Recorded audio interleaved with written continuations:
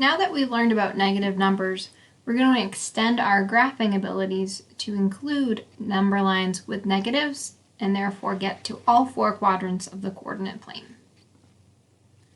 The coordinate plane is an intersection of a horizontal number line, that's referred to as our x-axis, intersecting with the y-axis, a vertical number line.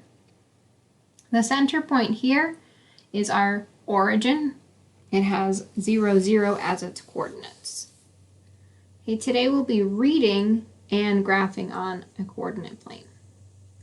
For this first example, we're going to list out what the coordinates are of A, B, C, and D. The format that we use to list out ordered pairs is the x value first, separated by a comma, then the y value. And we put those in a set of parentheses. For A, if I come down to my x-axis, the x value is 3, while if I look across to the y-axis, that's a positive 4. For B, if I look down to the x-axis here, now we can see that we have negative values. Okay, so an x that is negative means I'm going to the left of the 0.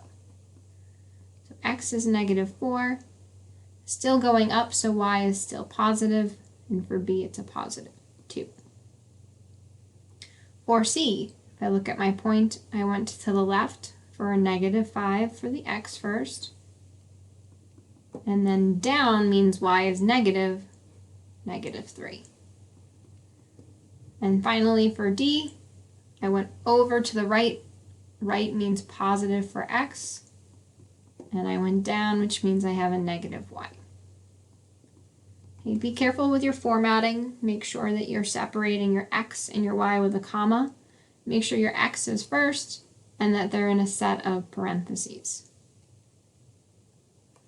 As well as being able to read a graph, we should be able to plot our own points. For the next example, I'll show you how to graph 2 different points. Be careful to make sure you're including labels as needed so it is easy to differentiate between the different points on your graph. The first one, we have point E, which is at a negative 2, positive 5. Okay, again, we start with our x value, going to the left to the negative 2, y is positive, so I'm going to go up to the 5. And I make sure I label that with E.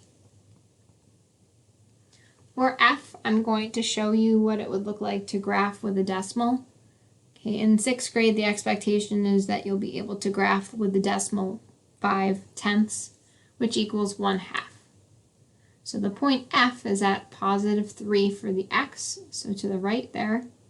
And then negative 4.5 is in between negative 4 and negative 5, and it is halfway in between. So if I count down to the 4th line, and then I put it right here, and I'm labeling that F.